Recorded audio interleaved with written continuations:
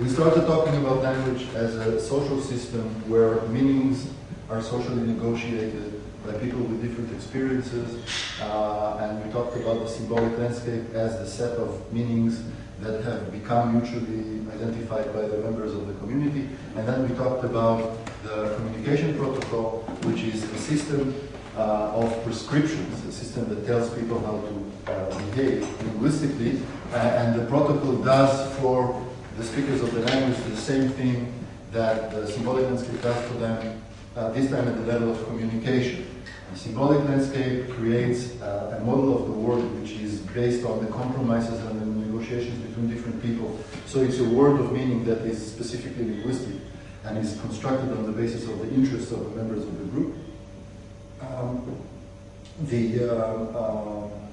The communication protocol is something that is very similar. It is based on the negotiations and compromises of the speaker of the language in terms of how we should talk, not what about we should talk, but how we should talk. In terms of the order in which we do things, the stages, the way we construct a message from the experience, the way we translate the message into an utterance, the way we linearize the signifiers, and also the different ways in which we behave in terms of, how we present ourselves to other people, how we regulate discourse, and so on and so forth.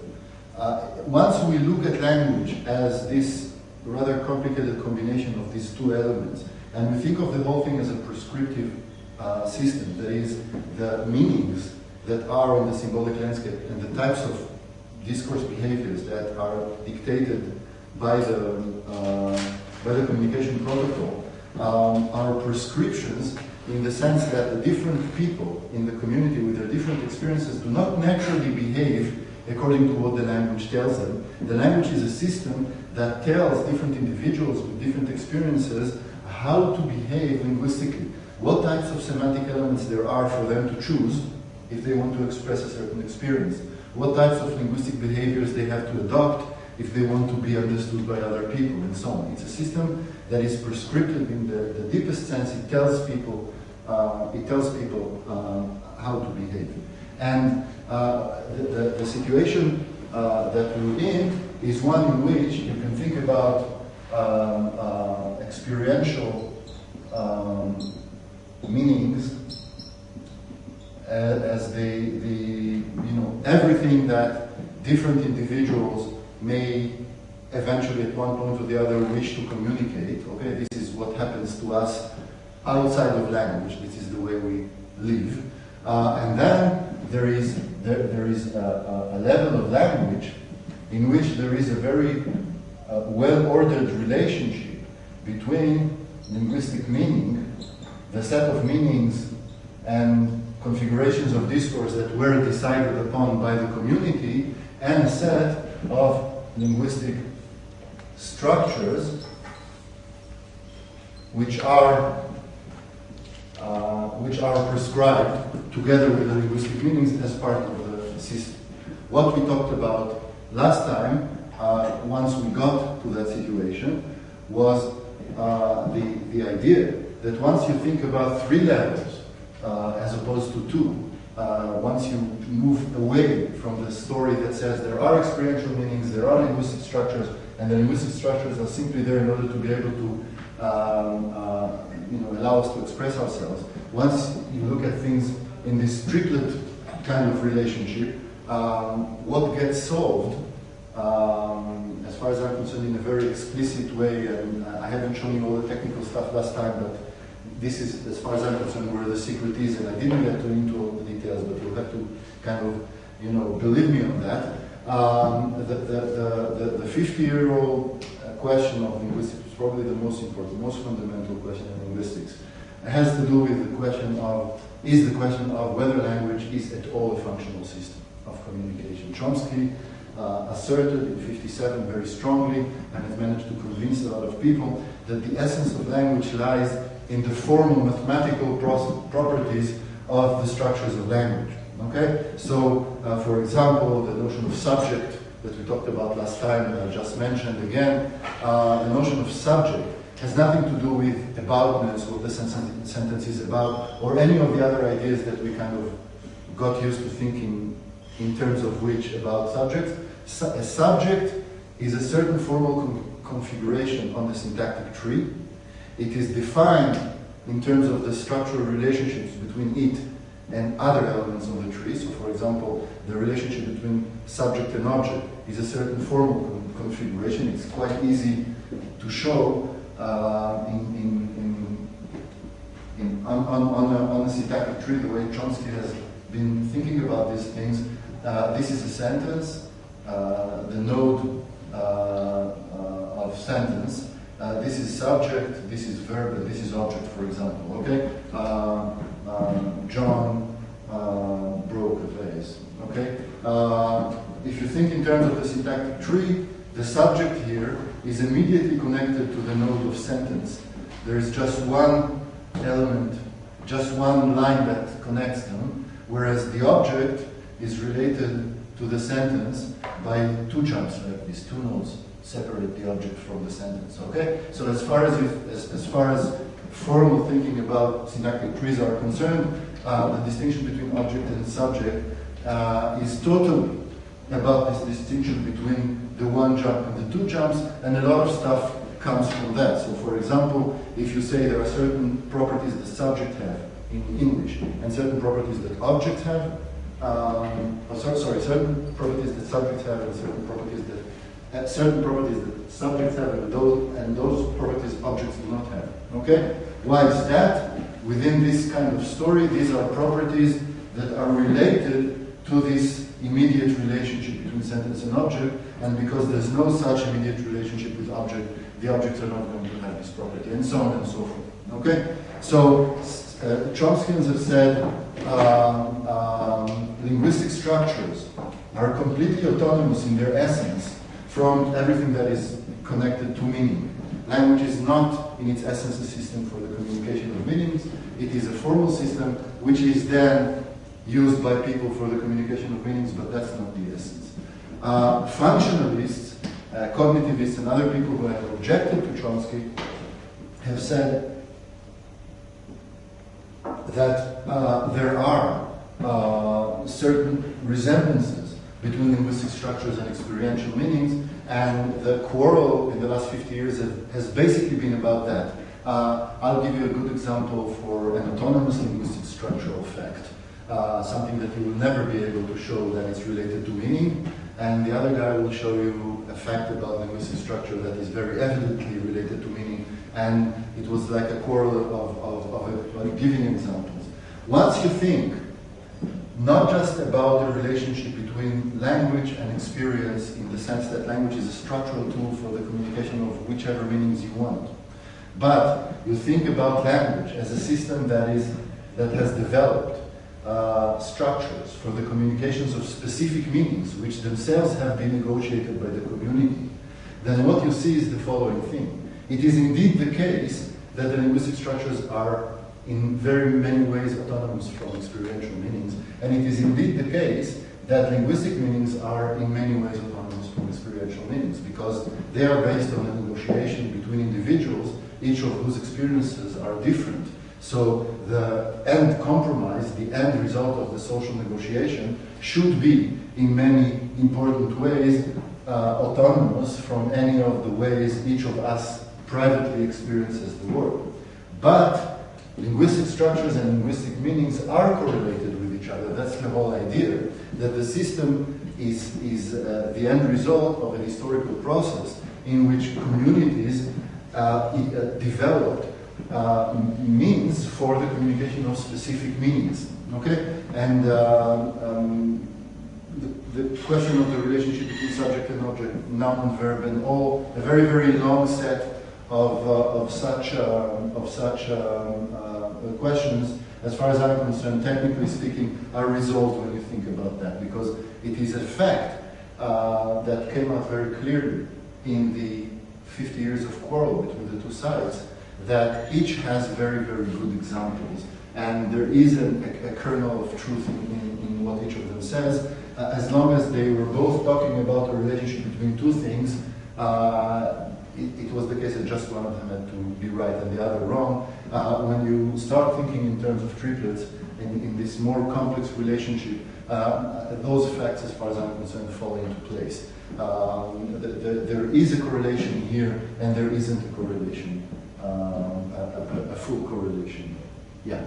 Yeah. Can you explain that by the example that you earlier used to show that there isn't a corresponding linguistic structure and experiential meaning? It is training. Okay, that's what I would like to do later over a glass of wine, because we talked about this thing for a long time last time. It's a crucial point, but I don't want to, keep the people here just listening to the same thing twice. I'm sure it's very difficult to hear it even once. Okay. Once we resolve this technical problem, which is like at the heart of controversy in linguistics, then we're actually in the sort of paradoxical situation of being for the first time in a state where we can start asking the question of function again. Because as long as we've been quarreling about whether language is functional or not, as long as the question was whether there is function, no one actually put a lot of emphasis on the question of what type of functional system language is. The people who thought that it was a functional system, the functionalists and cognitivists, basically said it's a general purpose system for communication. You can communicate whatever you want, just like any other general system, the general purpose system. And Chomsky said it's not functional at all. That was basically where things were. Once we think about things this way, we can start asking what type of functional system language is. And here I very, very quickly introduced a distinction between three types of systems of communication last time, like the last 5 minutes of the lecture. So I'm going to spend a few minutes reiterating that and saying it in a way that I think will be more clear. I made a distinction between three types of communication system generally. And the distinction is about the notion that informs the distinction is again, the notion of experience. Okay, I talked about presentational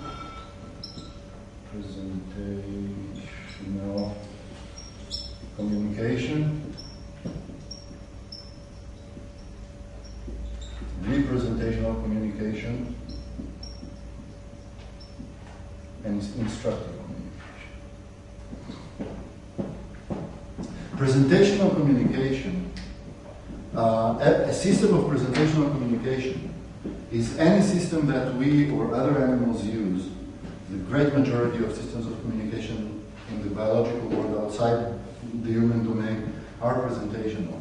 There are systems in which the individual experiences something as an immediate result of the fact that the individual experiences something. There is a certain experiential reaction to that experience. This experiential reaction is directly and immediately visible to the other person as an experience, and the experience is then accepted as an experience by the receiver. So, for example, I hug someone, or I push someone, or I smile, or my body does all kinds of things, or the way I gesture, different facial expressions, and so on. Okay, so if you think, for example, about all kinds of ways in which animals communicate, you get frightened, you put yourself in a position that is based on the fear. The position itself communicates something to the other individual. For example, in many cases, you should also be afraid of me, not just I'm afraid of you, and so on. So all kinds of elements of communication, the common denominator of which is the fact that the whole process, from experiential intent all the way to experiential interpretation, happens within the shared experience of the two individuals. Okay, I experience, and at the same time, in the same place, within the same experiential domain, my experience is transferred to the other person as an experience, and the other person experiences my experience as an experience. It all happens within the same within the same domain. Okay? Representational communication is something that is used by humans when we draw a picture, when we make a film, when we record the music or any of these things. And the idea of representational communication, which is never fulfilled totally, but it's an approximation. The idea is that there is a certain experience that I'm going through. Okay, I'm then trying to use all kinds of technical means to freeze the experience or part of it, and then drag the experience from the here and now of the experience to another here and now in which somebody else may experience some of it too. So for example, I look at the view, okay, it's a very beautiful view, and now I do this. This is presentational communication. I'm telling you, join me in the same experience where I am at the moment. If I take a picture and I show you the picture, then putting aside the fact that the picture is not the same as the view and it does all kinds of things to it and all these things that we can talk about for a long time, the idea is that I take a little bit of my experience and I freeze it and I give it to you as part of your experience. Look at the picture. Okay? There's a lot of systems of representational communication that have been developed by humans, and their essence is the idea that a certain element of the experience is dragged as it is from the here and now of the experience to another here and now where it is supposed to create an experience there. Okay. Language is not a presentational system of communication, and it is not a representational system of communication. The idea of language,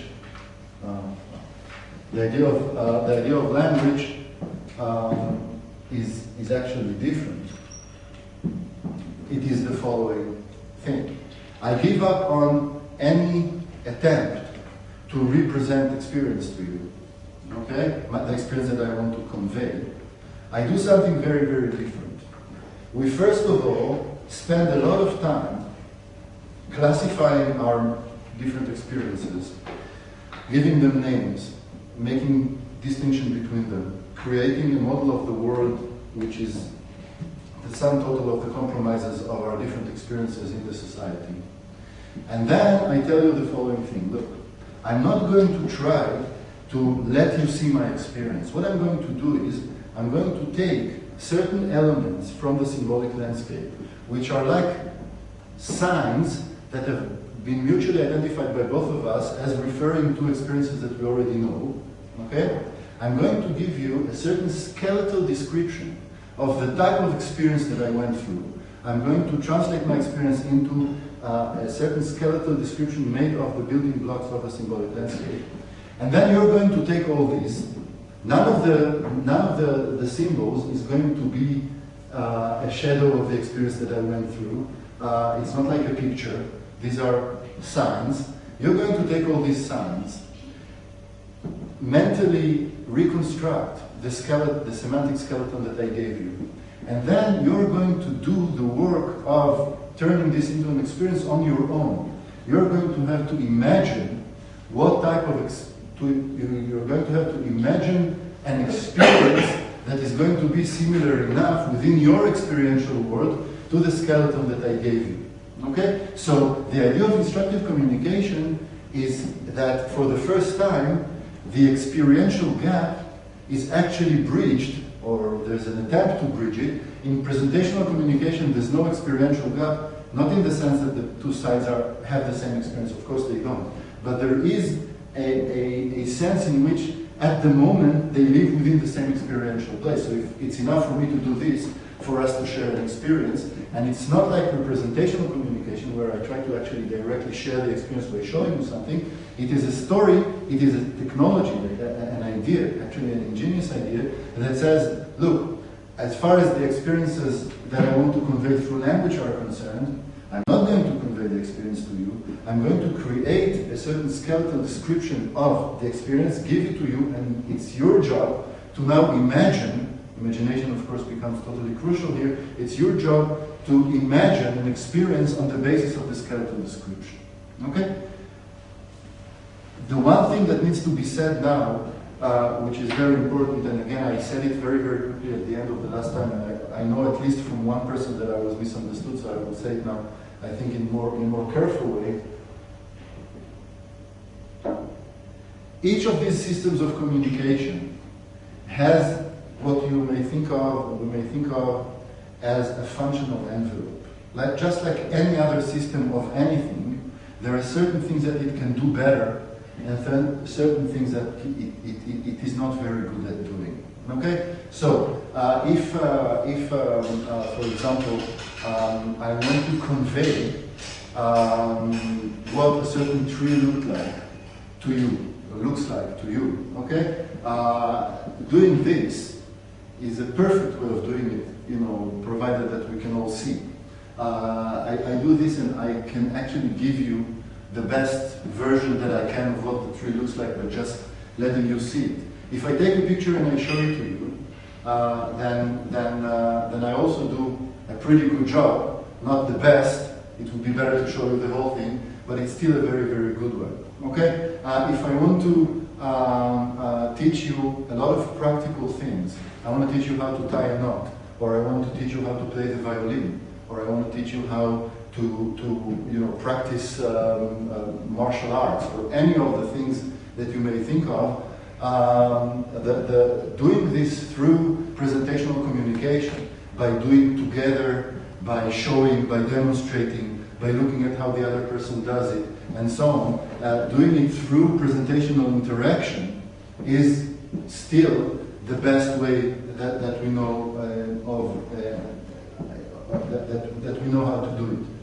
Other things being equal, and the first approximation, okay, where presentational communication and representational communication works well, where elements of communication that are at the center of the functional envelope of these systems are meanings or types of communication in which language, with the technology of instructive communication, is not very good.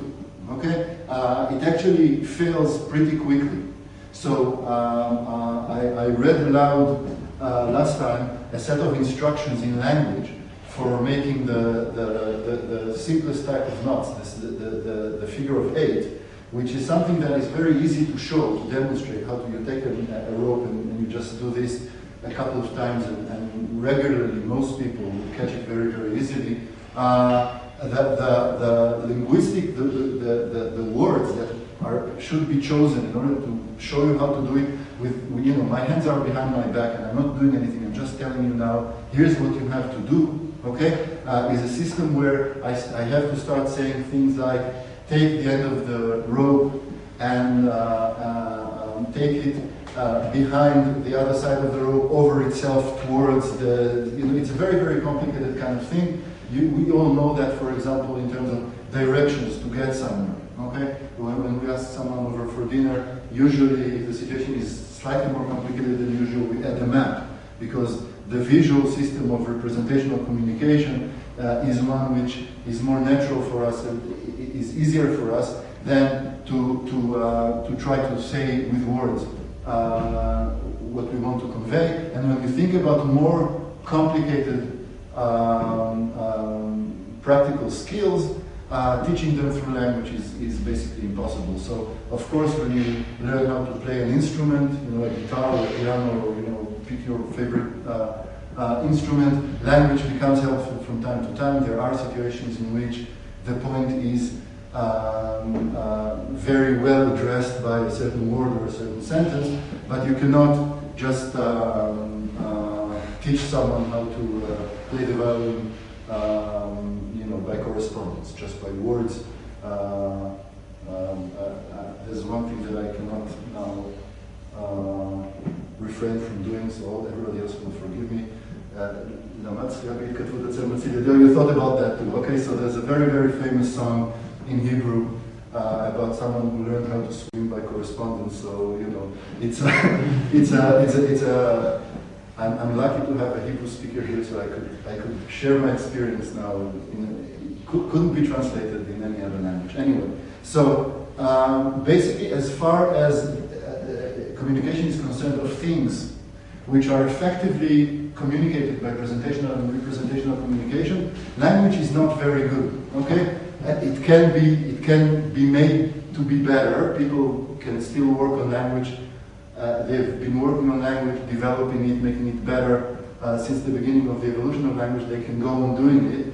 But other things being equal, for example, when we look at the communication of feelings, this is something that a lot of people have worked on for a very, very long time. It is true that most languages have a very complex system of words for emotions, and it's not just the case that I can say I'm angry or I'm happy or I'm sad, but there are also other shades of this, and of course you can create all kinds of wonderful connections between these different words and construct all kinds of complex expressions.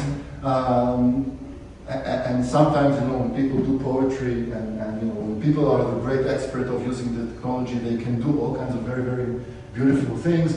But generally speaking, as far as most people are concerned, communication is still, emotion is still communicated much more efficiently, much more automatically through an enormous number of means of presentational communication, and part of what is happening time and again in situations of miscommunication between people, say for example between members, within pairs, between a man and women, or whichever type of combination you may want to think about within a pair of people, the words that you're using do not convey the same thing as your face.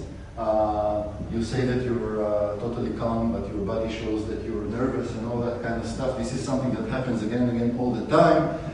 Communication emotion is communicated in many very efficient ways through presentational communication, through music, all kinds of elements of this type. Not very well, generally speaking, by language. Language becomes more efficient exactly where these systems approach the limits of their functional expressive envelopes. So if you want to convey to someone what happened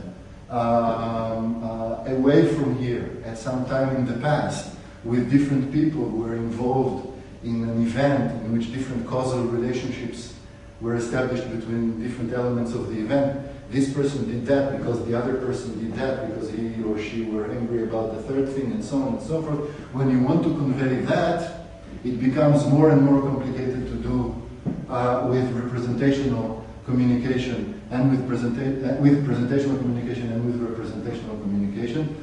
Put aside for a minute the invention of the movie, which has changed a lot of stuff, because the movie is capable of saying certain things that until the movie weren't expressible. But regardless of that, when you want to convey meanings that are outside the realm of shared experience, meanings that you cannot share by stretching mutual experience, but meanings that you can only channel through something that is supposed to bridge the experiential gap between people, this is where language becomes not just an extremely efficient system, but basically the only system that is really capable of doing this.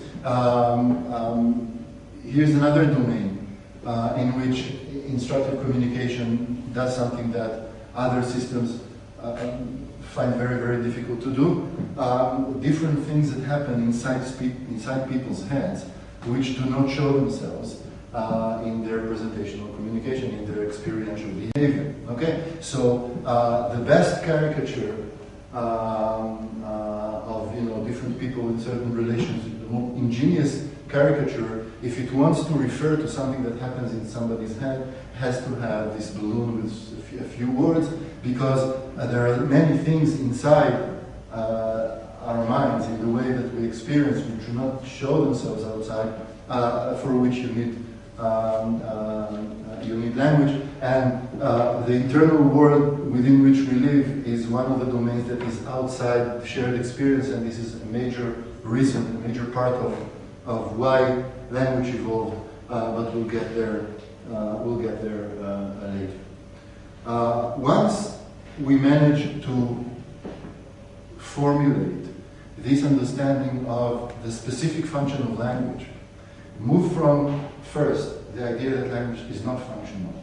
Second, from the idea that language is a general function system of communication, to the third idea that says that language is a specific system of communication with a specific strategy that is different from other types of systems of communication, and with certain inherent limitation of what this technology can do, what this strategy can do. It can do certain things very, very well and certain other things not very well and some other things not at all. Once we manage to delimit our idea of what type of functional system language is, we actually, for the first time, as far as I'm concerned, open the way towards an explicit discussion of the evolution of language, because for the first time we have a specific definition of the function of language, and of course evolutionary theory needs to be based on the discussion of a specific function, not just a general function, but a specific one.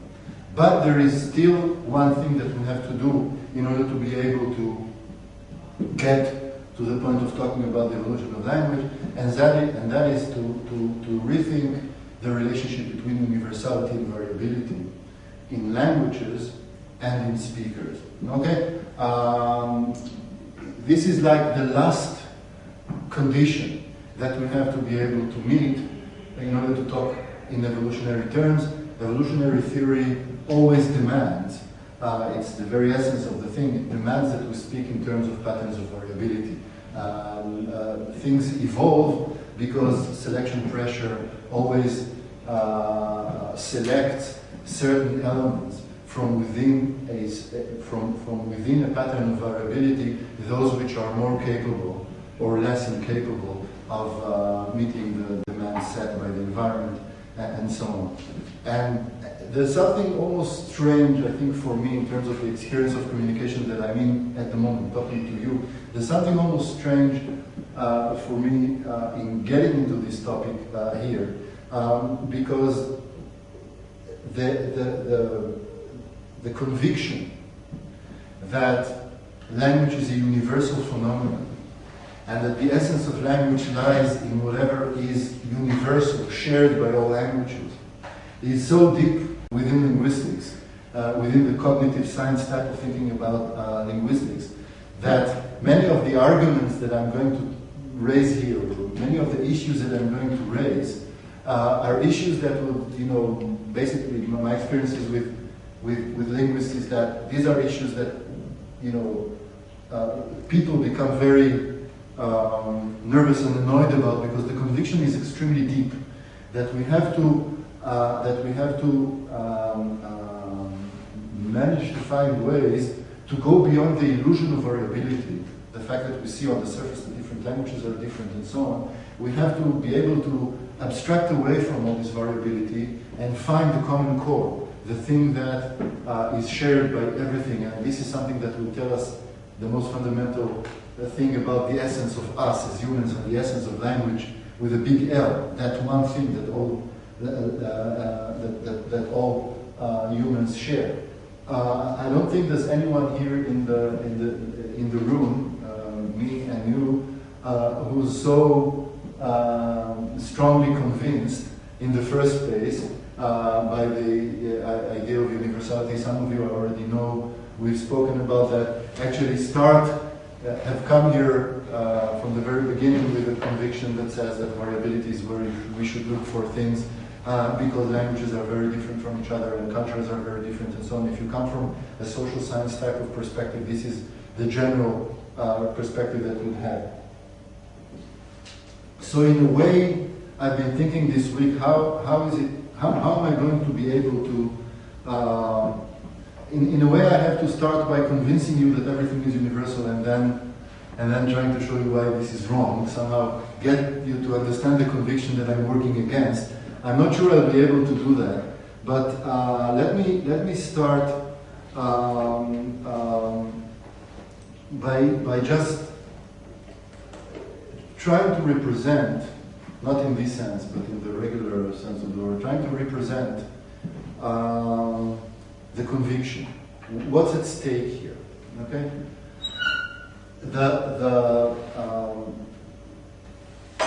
The foundational issue in linguistics as a cognitive science from the beginning of the 20th century, but much more dramatically from the middle of the 20th century with syntactic structures, 57, has always been the question of knowledge of language. Okay? As linguists, what we're interested in within this conception, what we're interested in first and foremost is how people actually get to know their language. Okay?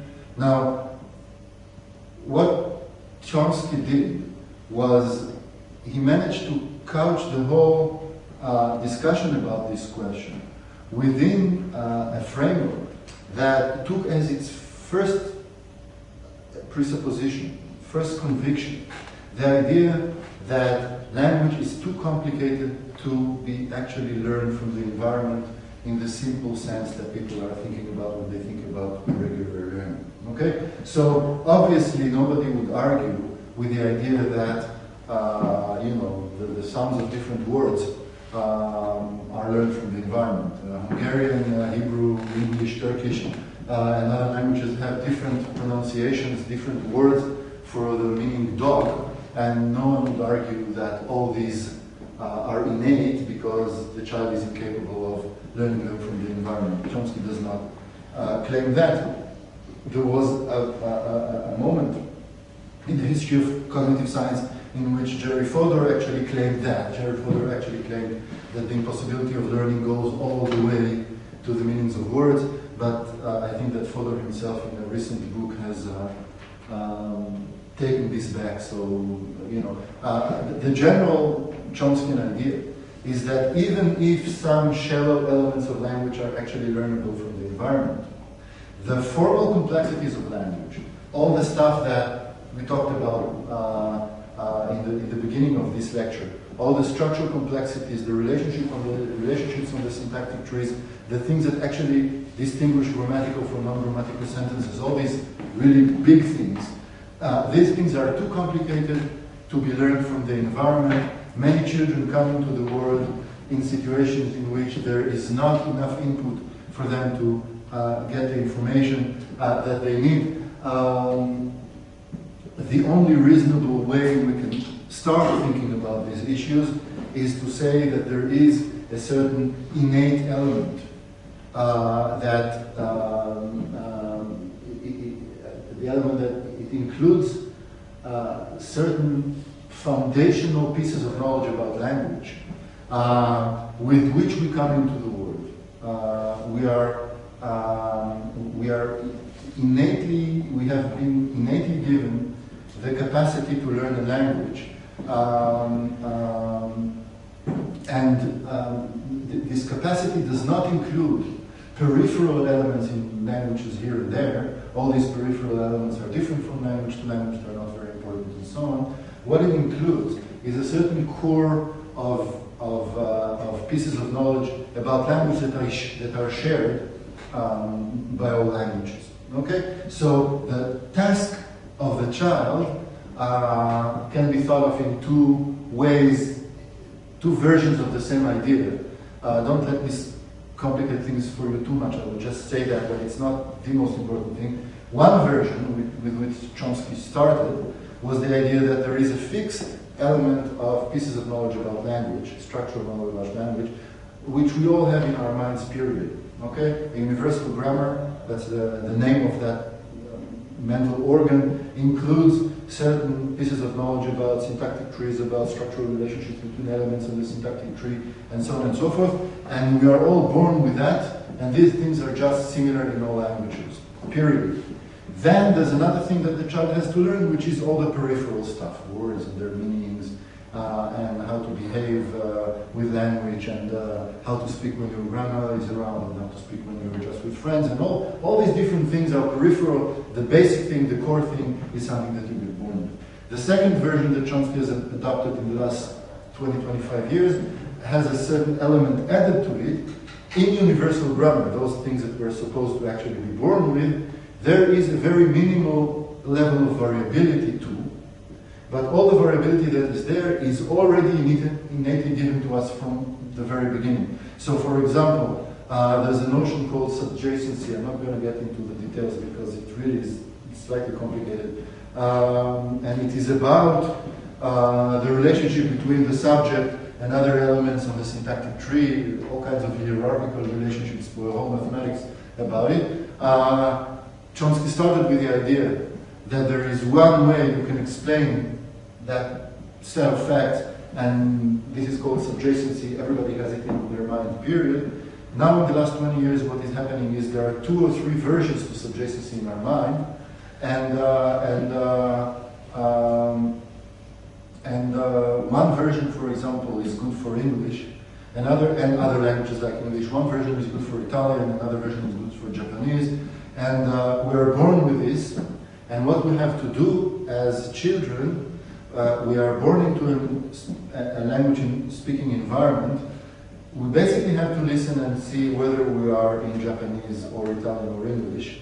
Okay, it sounds funny, but it's a very serious idea. It says that the child doesn't know the names of the languages, and the child is not interested in that. But the child looks out or hears out to see what type of structural configurations appear in the language, and if the child recognizes or identifies a certain configuration that is characteristic of English, the parameter that was first unset, because there were 2 or 3 positions, the parameter is set. And from that moment on, once the child knows, I was born into English, a lot of other things that are innate are also settled. Okay? This is what's called the principles and parameters story. And the whole idea there is that you want to put as much of what the child has to learn already in the child's mind before birth, thus reducing the complexity of the question of learning, acquisition, because the very presupposition of the whole thing is that learning this type of complexity is simply an impossibility.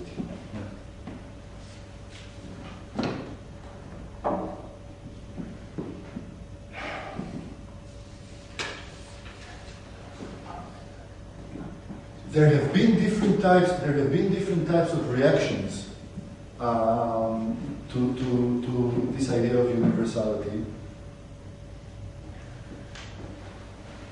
And as it characteristically happened, most of the people who were very sensitive to the differences between languages, people who were working with language, people who were doing translation or writing poetry or literature, people who were sociolinguists, people who were doing anthropological linguistics, people who were interested in language in the critical sense of the word, people from critical studies, and so on. All these people rejected the idea of universality from the very beginning, but also through the very interesting question of language acquisition together with a rejection of the presupposition. So characteristically, someone who's, for example, interested in the usage of language for the construction of political hegemony in different societies, people who are, social scientists thinking about language, would very naturally think about variability as the key point. Different languages are different from each other, people are different from each other, the usages that languages are given are different in different societies, and so on and so forth, all of which is obviously very correct, but they would also not be very interested in the question of how a child acquires a language. People who see themselves as linguists in the Chomsky sense, in the sense of general linguistics, who think about linguistics mainly as a discipline interested in the question of learning, find it very, very difficult to cope without universality, because universality is thought of as the one thing that is going to help you come to terms with the question of acquisition. Okay? So there's one way that people have been trying to rethink the question of universality or reject the question of universality, which is something that I'm not going to talk about in here, but it's something that I think we have to remember in the background, simply attacking the presupposition that says that language is unlearnable. That is, develop more sophisticated theories of learning and of knowledge that would enable us to understand what is going on there. Okay? So, for example, a lot of people in the last 15, 20 years have been doing work on what is called neural networks. people who have devised computer models in which they try to teach computers certain aspects of language without giving the computers prior innate knowledge before, trying to demonstrate that certain elements that Chomsky said are unlearnable are actually learnable. And this is something that is important because in many crucial ways,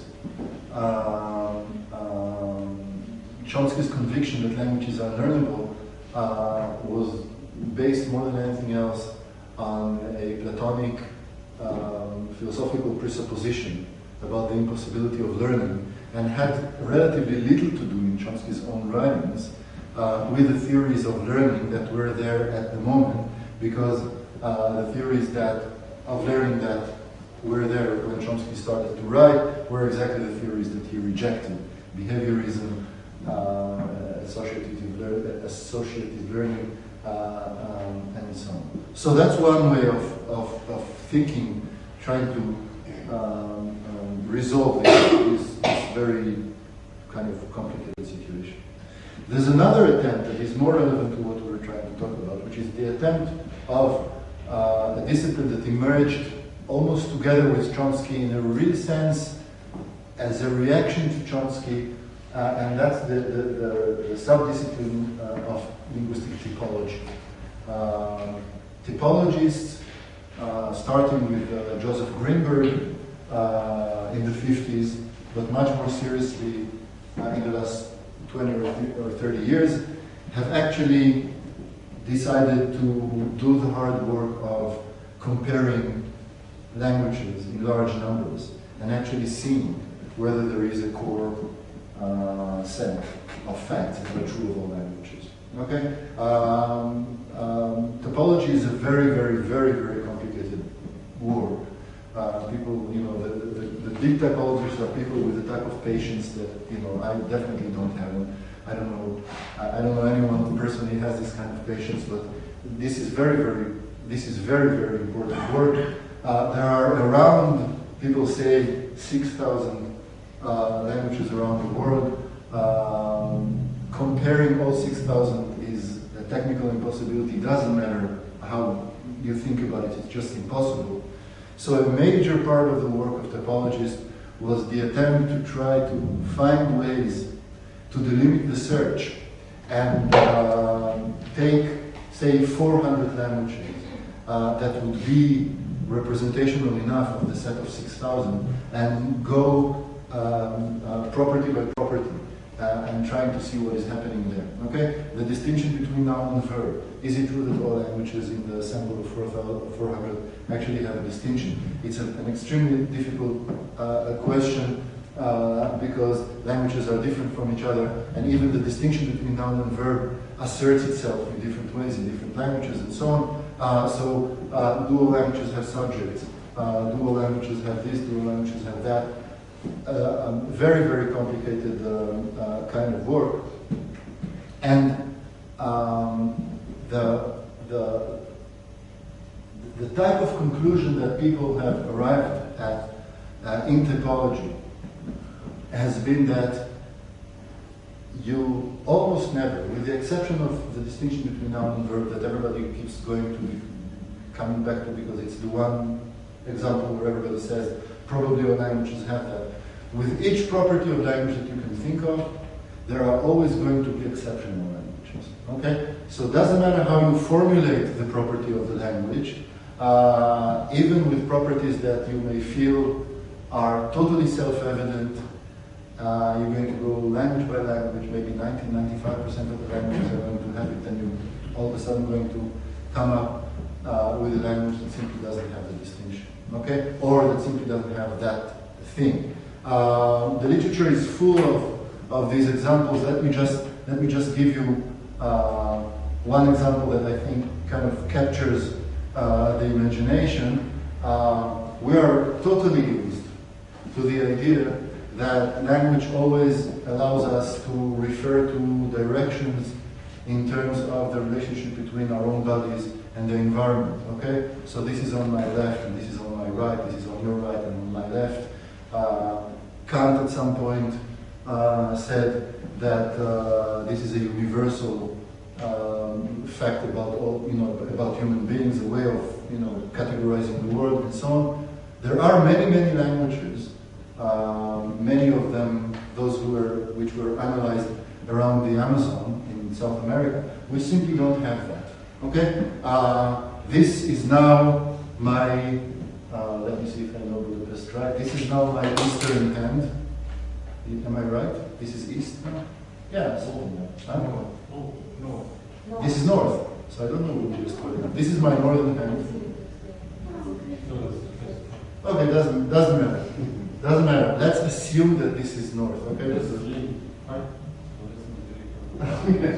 Let's assume that this is north. It doesn't matter. This is my north hand now. Okay, and now it is my south hand.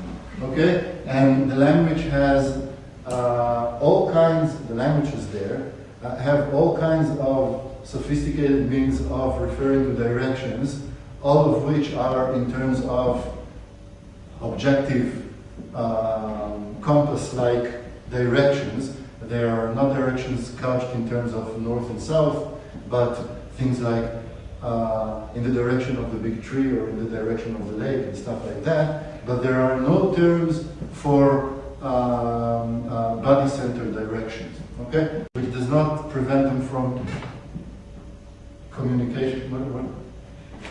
Everything is okay?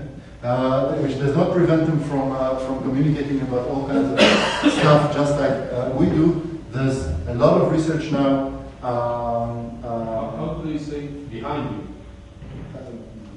If this is north, this is always difficult. If this is north, then in your west. Yeah.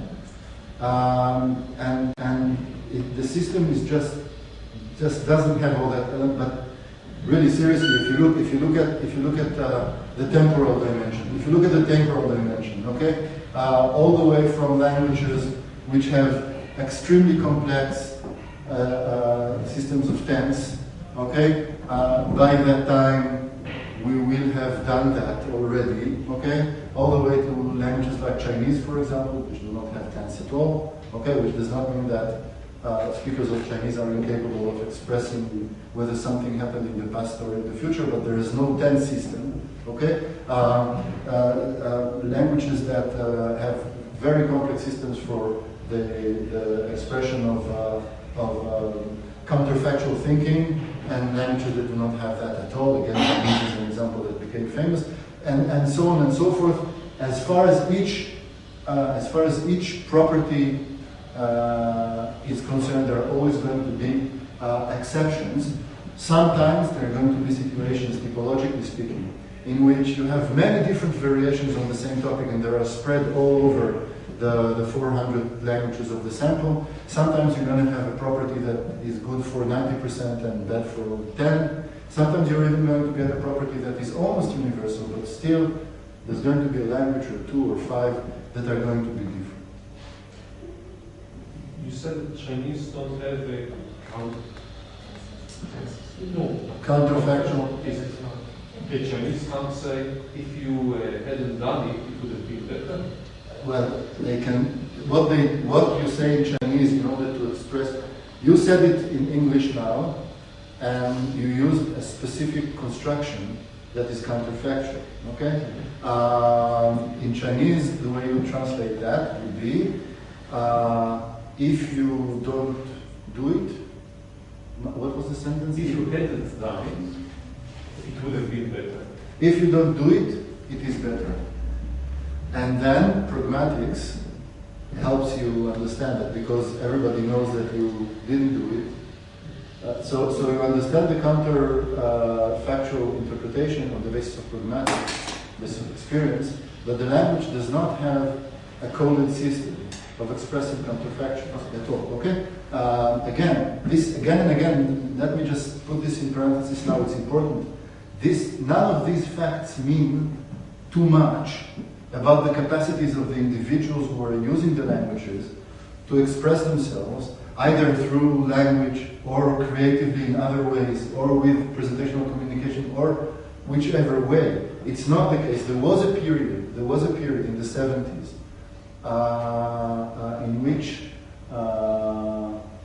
two researchers, one American and one Chinese, I can't remember their names at the moment, were fighting for quite a long time on the question of whether this means that Chinese are incapable of counterfactual thinking. Okay, and thank God we're beyond that now. Nobody thinks that because Chinese does not have the elements there, this means that Chinese somehow live in the factual world and cannot imagine other possibilities. Okay, this was a very racist moment in the history of linguistics, and we're beyond that. That's fine. Okay, but now we're talking about languages, not about the speakers. And the question is, you know, take English and make a very long list of the properties of the languages. Then just go language by language to see whether other languages have it and whether they have it in the same way. And what typologists have been saying that is that with this famous issue of nouns and verbs aside for a moment, there's almost nothing that you can say is shared by all languages in terms of the structures, in terms of the different meanings that you have, and so on and so forth. So we find ourselves in a situation right now where there is on the one hand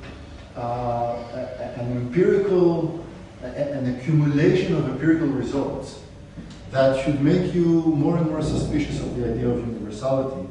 And on the other hand, a very strong conviction, philosophical conviction, that there must be something that is shared and similar, because we're all humans and we're all capable of learning language, and so on. So there is a third option that people have developed, which is very much inspired and related to the findings of the typologists. Okay? And is an attempt to connect the two sides together. The idea is the following.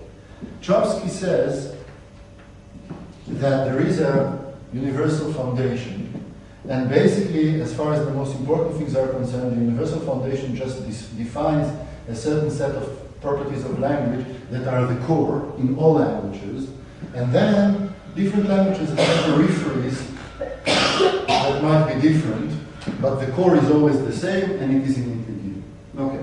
Typologists have said that they can't find the core. Whichever thing that you look at turns out to be non-totally universal. So functionalists and typologists working together have decided that they're going with the following idea. There is something that is universally given. It's not Chomsky's universal grammar, it's something else, it's different, it's functional. It has to do with the general properties of communication, but it doesn't matter at the moment. There is something that is universal. It is made out of different elements, just like Chomsky's universal grammar has different elements, there are different elements here. But in the functionalist typologist perspective, it's not the case that you can simply find those in all languages. These compete between them. And in some languages you find some of them, and in some languages you find some others. Okay? So what you get is different languages, okay, that are going to be different from each other. And you know, this language and this one will share this area, and those that. So you're not going to find yourself in a situation apart from, say, nouns and verbs, where all languages have the same thing. But this pattern of variability on the surface is going to be determined, just like in Chomsky's story, by a closed set of universal facts that are in competition with each other. So this is going to influence this one, and this one. This one is going to influence that language. I don't know how to, you know, draw this complicated thing, but basically the idea is this is the level of explanation. This is the level of observation. We acknowledge what the typologists have told us, that languages are indeed different from each other to a large extent over most of the observations that we can think of, but we maintain the Chomskyan conviction that below all this variability there is a universal set of explanatory factors, and we formulate a softer universalist theory that is about the way different universal factors which we all share as human beings actually compete with each other, eventually creating variability of languages on the surface, but all this variability can actually be reduced in terms of explanation to a smaller, much smaller set of universal facts. Okay? So, for example, there is a very important notion in functionalist theory that is called iconicity. Other things being equal from the point of view of the functionalists, the structure of the sentence is going to tend to be in a certain iconic relationship to the thing that you want to talk about. So, if you want to say the boy broke the vase, then the boy first did something, and then the vase broke as a result of that thing that the boy did. So, other things being equal, the boy will appear in the sentence before the vase. Okay? Subject, in this case, will appear before object in the sentence, and this is because the order of those elements in the sentence iconically mimics the meaning relationship between these two elements. Okay? Now, iconicity is universal. The tendency to produce iconic configurations is something that we all share. It is something that is there at the very foundation. We're probably born with a tendency to prefer iconic configurations to non-iconic configurations, but iconicity is an element that is in competition with other universal elements, which means that, for example, some languages are going to be more iconic than others. Some languages are going to go more with the notion of iconicity than others, and because of this competition, you're going to find a lot of variability at the level of observation, but you can still narrow down that variability at the explanatory level to a finite set of universal elements. And because there are those universal elements, you can explain how this variability can actually be learned by people, because the variability is a result of competition, but because all of us share all those universal elements, then we're, so to speak, prepared already before we were born to find our way around this variability, because each and every one of the elements that are in competition over the construction of languages is something that we already have. Okay. So that means that suppose that in all sorts of languages around the Amazon River and near the North Pole and our origins in Australia, they have very different grammatical structure than what I know from English, Hebrew, German, whatever. So that means that somewhere in my brain there are elements that are specifically designed to make me talk the language of the Amazon River, the Aboriginal languages, but they are just not used. Yeah, exactly. It's not that I have a general ability, but exactly.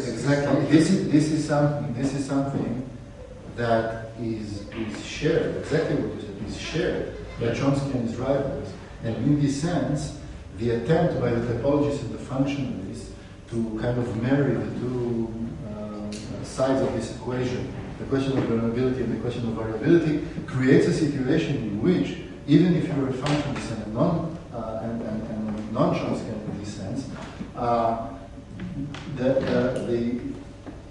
the general notion that, as far as I'm concerned, is like the essence of linguistics as a cognitive science, is that of the types of and ways of knowledge of language that you have, you only get to use a minority for the language or languages that you actually learned, but there's a lot of stuff that you never get to use, okay, because you never approach languages of that type, which means that if you think about the entire set of properties that are characteristic of all the languages, and you manage to find what is common to all of them in this way or the other, then what you have found, that common element that is true of the entire globe of languages, is in each of our brains, in its entirety, okay? And because of that,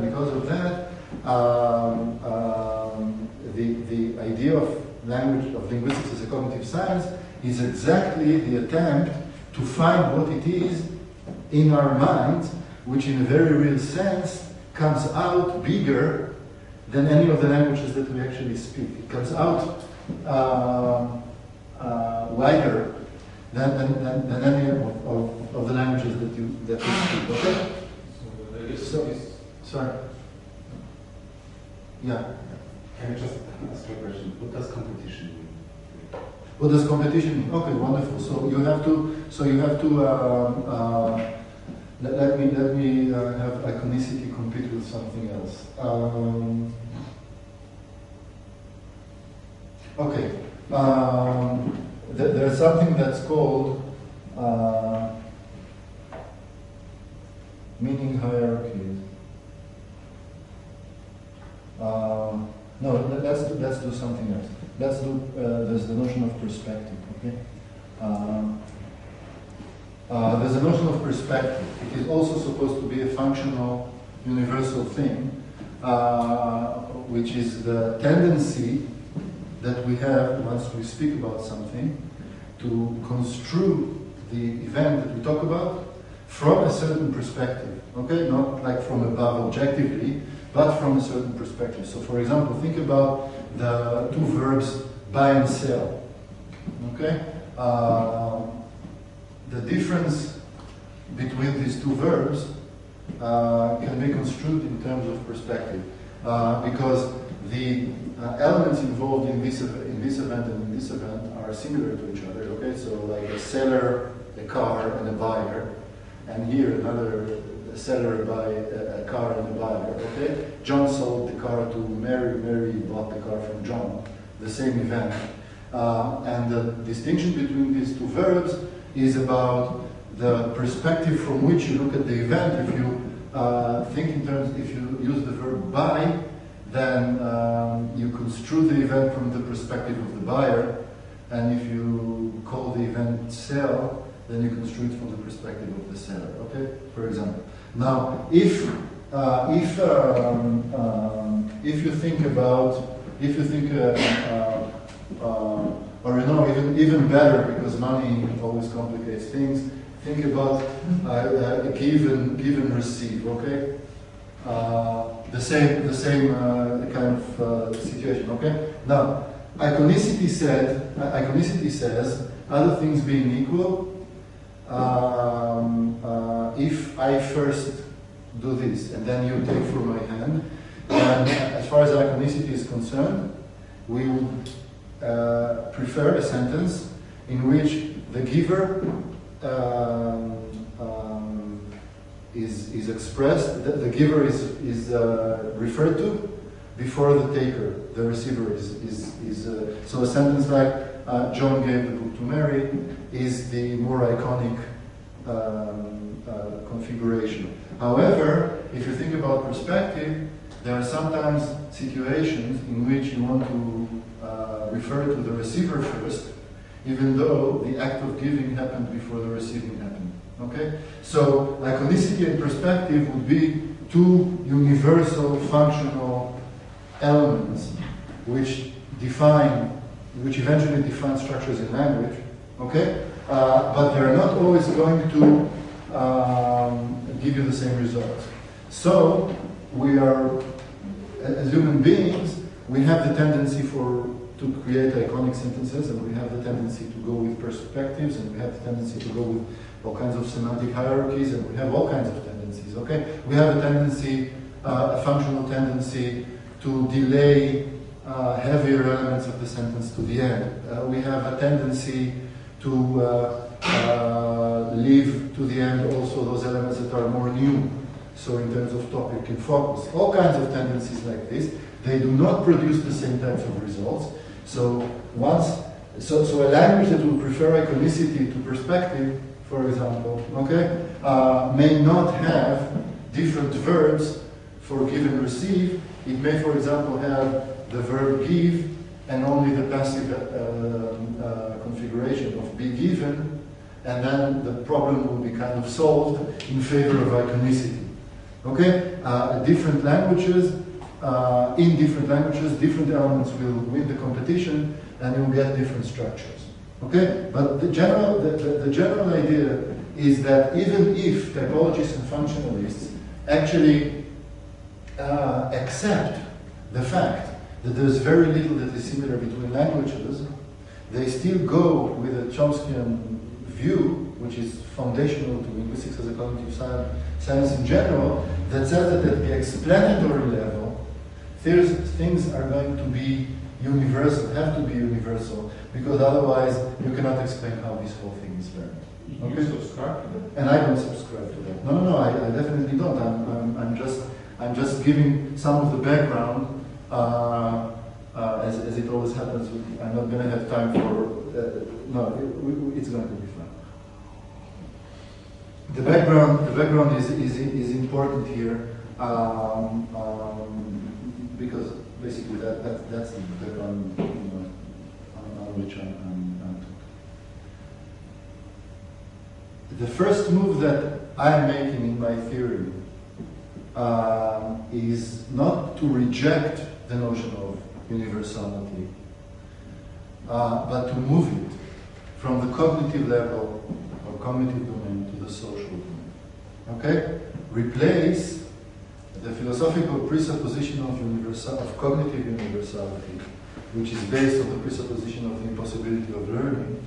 Replace it with a fact, the only fact that I know, which is universal about language, which is seriously universal about language, and that is the fact that all societies, all human societies have language. Okay? Now, it seems to be just a move from the cognitive level to the social level. As far as I'm concerned, it is a move from a conjecture to a fact, and that is very important, I think, in science in general. There are many, many types of individuals who do not have language.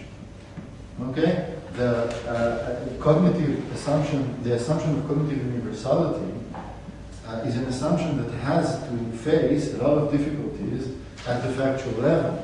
There are many types of people with all kinds of mental conditions, brain problems, and so on, who do not have language. There are many individuals, or hopefully not that many individuals, that have been documented as living outside society for long enough time to not be able to learn language.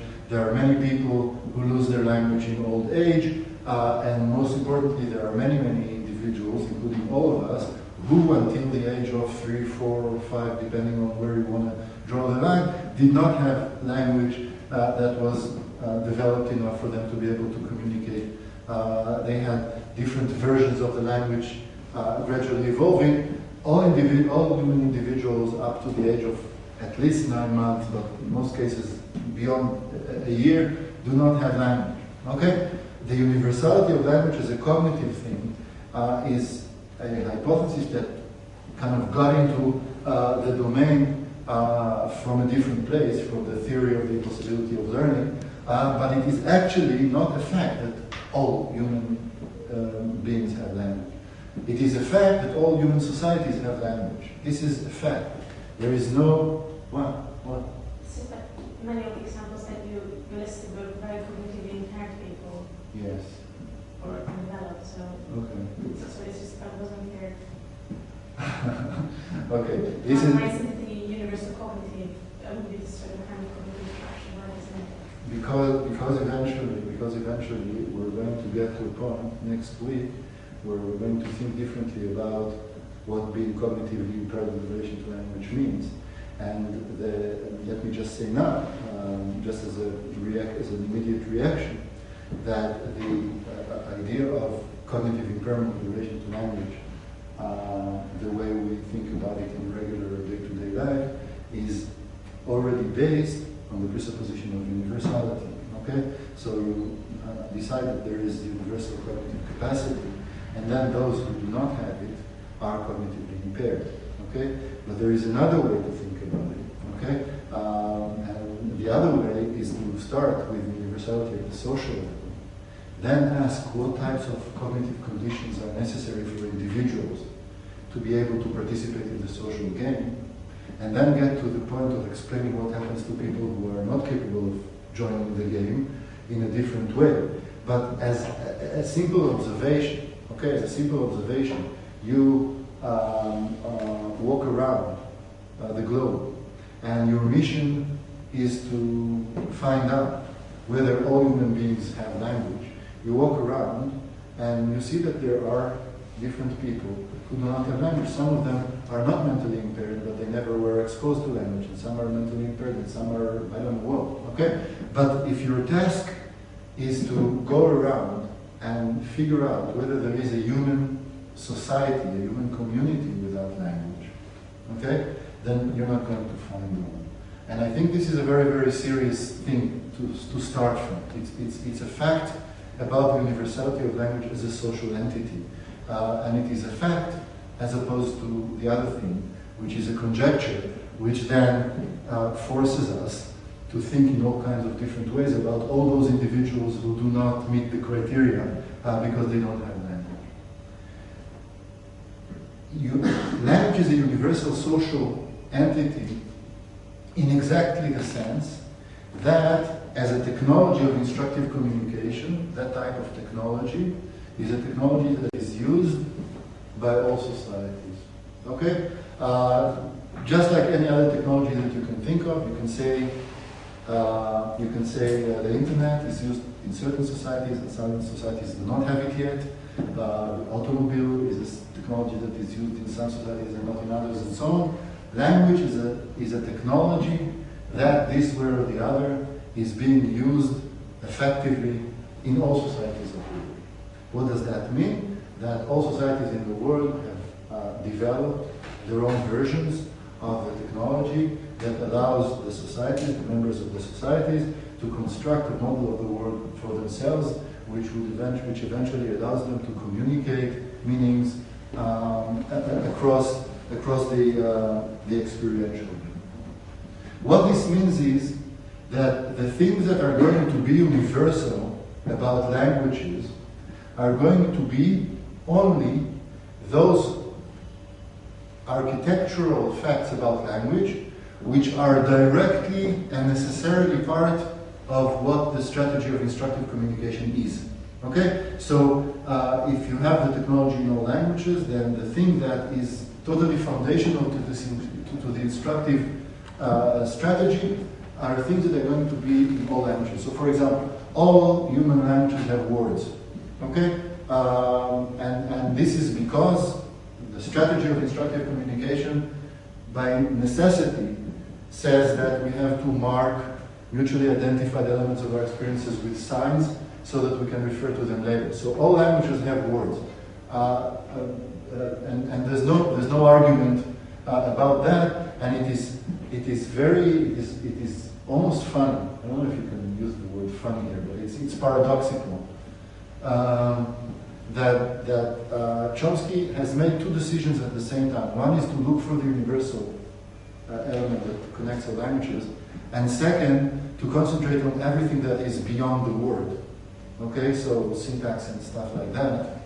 And because of that, the universal properties of words, just the fact that there are words, regardless of whether there are nouns, verbs, adjectives, or whatever, the very fact that there are words, that there are symbolic signs, has never been introduced into his universal grammar. But it's a fact that is very important about language, that all languages have words. You must have words if you want to do instructive communication. All languages in the world have signs which are semantically connected between them.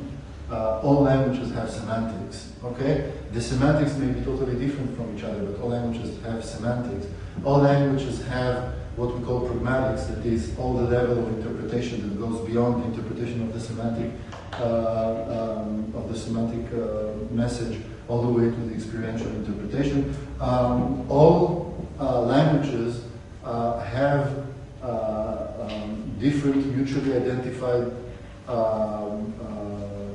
configurational prescriptions having to do with how you arrange the signs, linearly or otherwise in sign languages, for example, and so on. There is a set of very, very general properties of languages, which all languages share, without any exception, all of which are a direct result, or all of which are directly necessary,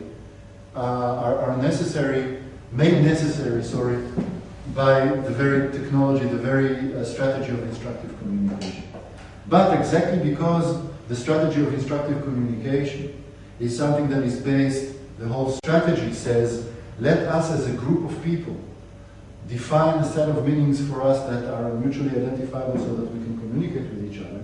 Exactly because the universal social strategy is one of social negotiation, it is exactly because of that that the different details of the different instructive systems that you'll get in different societies are going to be as different as you want them to be. Okay, one society will feel that it is important to develop a means of marking directions on the basis of with the body in the center, left and right, back and forth, back and forward, and so on. So you get that in certain languages because the society has decided that they're going to do that. Other societies that decided that this is not important enough for a whole array of reasons, beginning with it's not important for us to talk about it, moving on to we have other ways to talk about it, and so on. So there's all kinds of reasons why not to develop a certain subsystem in the language.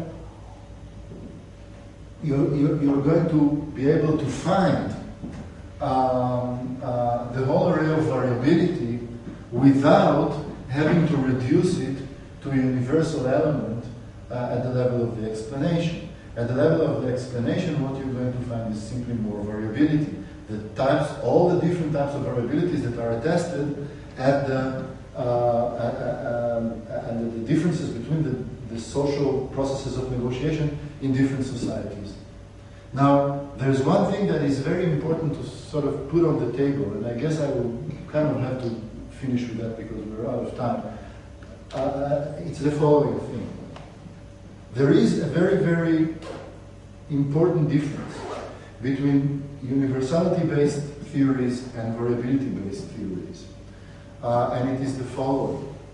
A universality-based theory has no other choice but to regard variable phenomena as somehow peripheral to what is really important. Okay? So, for example, if you are thinking in universalistic terms about languages, and you find a certain property that appears in 93% of the languages, and there's only 7% of the languages which do not have that, then the tendency that you'll have, thinking in terms of universality, is going to be to say there's something very, very strong, very important, very foundational, that defines what happens in the 93%, and something that is weak and sort of almost uninteresting from the general point of view that defines those exceptional cases. Universality-based theories, and this is something that is very strong in Chomsky and also in the functionalists, tend to reject variable, strange facts and concentrate on what is similar. Variability-based theories do not treat universal facts the same way. Because if you think about patterns of variabilities among the 6,000 languages, just like you may have a variability pattern that is 50-50, 50% of the languages are this and 50% are like that, just like you have a pattern that is 90-10, okay? You may have a pattern of variability that is universal. You may have, among all the different patterns of variability, a pattern in which the variability happens to be all languages have the same thing. Okay? So if you think in terms of a theory that is founded on the notion of variability, then you can say each society went through its own process of negotiation of the different elements that are going to comprise the language. As far as many different issues are concerned, it turned out that this society found this solution and the other society found another solution, and there's like 17 different solutions around the globe. And as far as this other issue is concerned, it turns out that all societies found the same solution. Okay, for example, the distinction between noun and verb, the one that we always go back to. There will be a secondary and very important question about why it is, with respect to this issue, that all societies found the same solution. And there's all kinds of stuff that comes into the question there, beginning with the hypothesis that says maybe the distinction between noun things and verb things is something that is very immediate to us in some perceptual way, so that in the different negotiations between different people in different societies, the easiest solution that came up to people and that people adopted then was the same type of solution. That is one way to talk about it. The other way to talk about it would say maybe the distinction between noun and verb is so old and so fundamental to the social process of negotiation that it is something that we've been dragging since way before language started to separate into families. It may be the case that this is something that is so useful that languages started to mimic and adopt each other, as they always do, and the distinction was born somewhere and then spread all over, just like the internet and the automobile, because people saw that it works well and they wanted it too. So there's all kinds of reasons why among the different patterns of variability, there are going to be universal patterns of variability, in which the pattern of variability is 100 to 0 or 99 to 1 or whatever. But when you think about languages, what you see here on the surface, and you stay with the observable fact, and you actually accept the idea that there is all the variability that you actually see, and you accept the idea that the variability here is based on a whole history in which variable patterns competed with each other, developed each other, evolved with each other in different settings, in different societies, and so on and so forth, then you can start thinking about languages themselves as a phenomenon that never has a lower level of universality. It's variability all the way down. It was variability, stayed variability, will stay variability. There's never going to be, for example, a situation in which we're actually going to be able to construct a universal language that we will all speak together in the same way, because the processes of the construction of language are always about the mediation of experiences that are different people in different places and different times are always going to be different experiences, and so on. This kind of frees the results that typologists came up with from the pressure of universalism.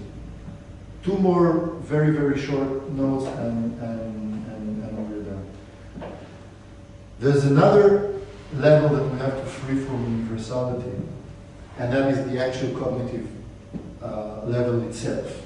So until now we've been talking about the universality of languages, and we said that from the Chomskyan point of view, languages have to have a universal basis because we as human beings are the same.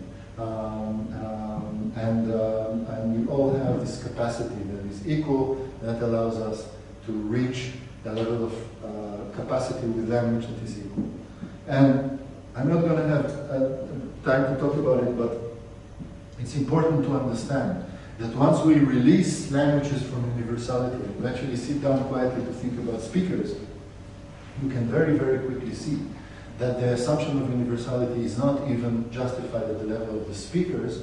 And when you think about language as a technology that is socially based for communication, then you can see that different individuals are capable of using this technology to different degrees of efficiency in different ways, and so on and so forth. And if you manage to actually think about language as a technology and then say, okay, cars are a technology. Some people are driving race cars, and some people barely manage to get out of their parking lot. The same thing pretty much happens across societies with different people with relation to their languages, and this is going to be very, very important for us in the next session. There is a huge amount of variability in the skills that people have with language, And the differences in skill have to do with the skill with the same language, but also if someone has 3 languages and another one, there's a difference in skill. Writers and poets as opposed to people who do not work with language, and so on and so forth. So a huge amount of variability at the cognitive level. Last sentence. Once we have variability established as the foundational fact, and again with speakers, the same story that I said before, there are universal facts about all of us, but these are again patterns of variability in which we're all the same. It doesn't mean that we have to throw them away. One last sentence. Once we manage to found everything on variability, variability between languages, variability between speakers, and a specific function, which is the universal fact about all those variable phenomena, then this is the first time in which we can actually talk about the evolution of language, because we have a trait that is variable all over the place. It is not the same anywhere. Speakers that are not the same anywhere, and a very specific function that the property, the trait is good for,